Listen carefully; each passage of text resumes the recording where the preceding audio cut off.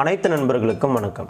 இன்னைக்கு AutoCAD tutorial சீரிஸ்ல ஆர்க்ல சென்டர் ஸ்டார்ட் ஆங்கிள் இதை பத்தி பார்க்க போறோம். வாங்க வீடியோக்குள்ள போலாம்.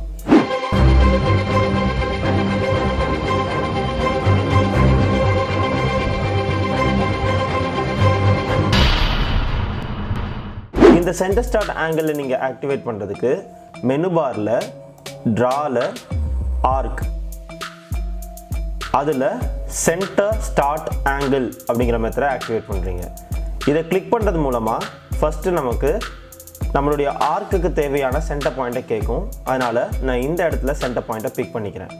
அதுக்கடுத்து ஸ்டார்ட் பாயிண்ட் இந்த இடத்துல பிக் பண்ணிக்கிறேன்.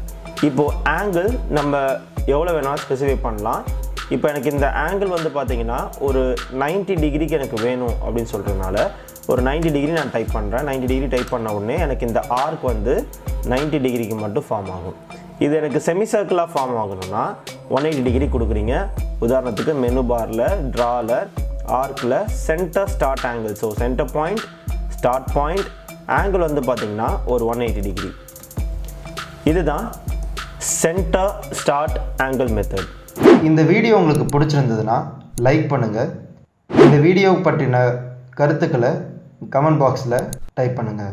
எங்களுடைய வீடியோஸை நீங்கள் தொடர்ந்து பார்க்கணுன்னா சப்ஸ்கிரைப் பண்ணுங்கள். கூடவே பெல் ஐக்கானை கிளிக் பண்ணுங்கள். இந்த வீடியோ உங்களுக்கும் மற்றவர்களுக்கும் பயனுள்ளதாக இருக்கும் நீங்கள் நினச்சிங்கன்னா உங்கள் நண்பர்களுக்கு ஷேர் பண்ணுங்கள்.